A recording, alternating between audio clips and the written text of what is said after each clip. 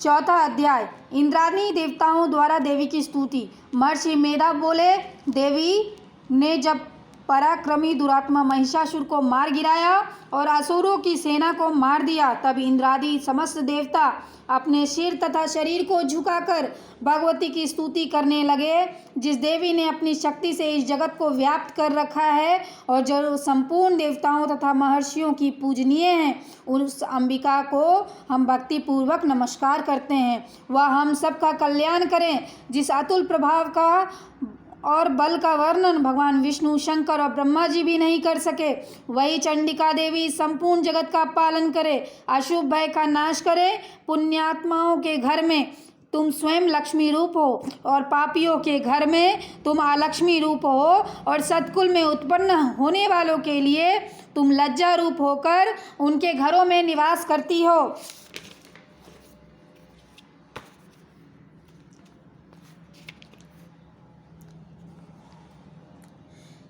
हम उस दुर्गा भगवती को नमस्कार करते हैं। हे देवी, इस विश्व का पालन करो। हे देवी, तुम्हारे आचिंत्य रूप का किस प्रकार वर्णन करें। असुरों के नाश करने वाले भारी पराक्रम तथा समस्त देवताओं और दैत्यों के विषय में जो तुम्हारे पवित्र चरित्र हैं, उनको हम किस प्रकार वर्णन करें। हे देवी, भगवान विष्णु, शंकर आदि किसी भी देवता ने तुम्हारा पार नहीं पाया। तुम सबकी आश्रय हो। यह संपूर्ण जगत तुम्हारे ही अंश रूप हैं, क्योंकि तुम सबकी आदिभूत प्रकृति हो। हे देवी, तुम्हारे जिस नाम के उच्चारण से संपूर्ण यज्ञों में सब देवता तृप्त लाभ करते हैं, वह स्वाहा तुम ही हो। इसके अतिरिक्त तुम पितरों की भी तृप्ति का कारण हो, इसलिए सब तुमको स्वधा कहते हैं। हे देवी, वह विद्या जो मोक्ष की देने वाली है, जो अचिंत्य महाज्ञान स्वरूपा है, तत्वों के सार को वश में करने वाले हैं, संपूर्ण दोषों को दूर करने वाले, मोक्ष की इच्छा वाले मुनिजन जिनका अभ्यास करते हैं, वह तुम ही हो। तुम ही वाणी रूप हो और दोष रहित ऋक् तथा यजुर्वेदों की एवं उद्गाता और सुंदर पदों के पाठ वाले सामवेद की आश्रय रूपा हो। तुम भगवती हो। इस विश्व की उत्पत्ति एवं पालन के लिए तुम वार्ता के रूप में प्रकट हुई हो और तुम संपूर्ण संसार की पीड़ा हरने वाली हो। हे देवी, जिससे सारे शास्त्रों को जाना जाता है, वह मेधा शक्ति तुम ही हो, और दुर्गम भव सागर से पार करने वाली नौका भी तुम ही हो। लक्ष्मी रूप से विष्णु भगवान के हृदय में निवास करने वाली और भगवान महादेव द्वारा सम्मानित गौरी देवी भी तुम ही हो। मंद मुस्काने वाले निर्मल पूर्ण चंद्र बिंब के समान और उत्तम सुवर्ण की मनोहर कांति से कामनीय तुम्हारे मुख को देखकर भी महिषासुर क्रोध में भर गया। यह बड़े आश्चर्य की बात है। और हे देवी, तुम्हारा यही मुख जब क्रोध से भर गया तो उदय काल के चंद्रमा की भांति लाल हो गया और तनी हुई भौं के कारण विकराल रूप हो गया। उसे देखकर भी महिषासुर के शीघ्र प्राण नहीं निकल गए। यह बड़े आश्चर्य की बात है। आपके कुपित मुख के दर्शन करके भला कौन जीवित रह सकता है। हे देवी, तुम हमारे कल्याण के लिए प्रसन्न हो। आपके प्रसन्न होने से ही इस जगत का अभ्युदय होता है, और जब आप क्रुद्ध हो जाती हैं तो कितने ही कुलों का सर्वनाश कर देती हैं। यह हमने अभी अभी जाना है कि जब तुमने महिषासुर की बहुत बड़ी सेना को देखते ही देखते मार दिया। हे देवी, सदा अभ्युदय प्रताप देने वाली, तुम जिस पर प्रसन्न हो जाती हो वह उसी देश में सम्मानित होते हैं। उनके धन एवं यश की वृद्धि होती है। उनका धर्म कभी शिथिल नहीं होता और उनके यहाँ अधिक पुत्र पुत्रियाँ और नौकर होते हैं। हे देवी, तुम्हारी कृपा से ही धर्मात्मा पुरुष प्रतिदिन श्रद्धापूर्वक यज्ञ करता है और धर्मानुकूल आचरण करता है और उसके प्रभाव से स्वर्गलोक में जाता है, क्योंकि तुम तीनों लोकों में मनोवांछित फल देने वाली हो। हे माँ दुर्गे, तुम स्मरण करने पर संपूर्ण जीवों के भय नष्ट कर देती हो और स्थिर चित्त वालों के द्वारा चिंतन करने पर उन्हें और अत्यंत मंगल देती हो। हे दारिद्र्य दुखनाशिनी देवी, तुम्हारे सिवा दूसरा कौन है। तुम्हारा चित्त सदा दूसरों के उपकार में लगा रहता है। हे देवी, तुम शत्रुओं को इसलिए मारती हो कि उनको मारने से दूसरों को सुख मिलता है।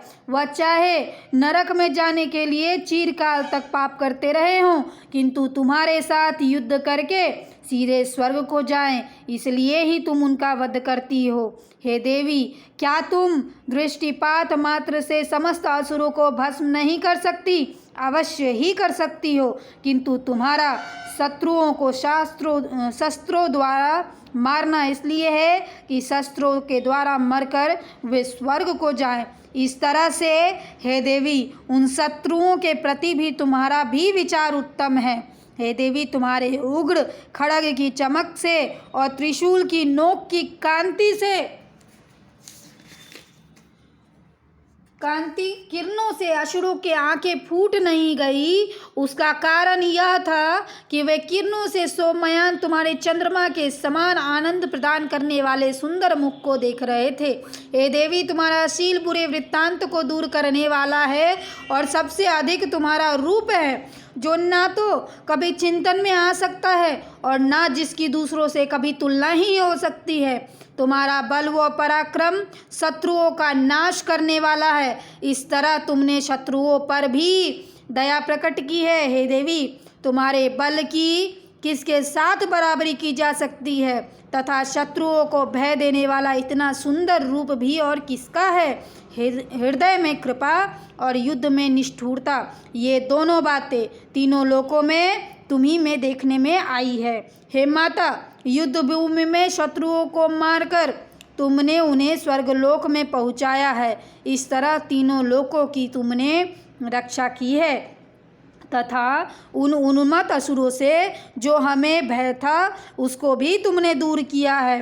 तुमको हमारा नमस्कार है। हे देवी, तुम शूल तथा खड्ग से हमारी रक्षा करो। हे चंडिके, आप अपने शूल को घुमाकर पूर्व, पश्चिम, उत्तर तथा दक्षिण दिशाओं में हमारी रक्षा करो।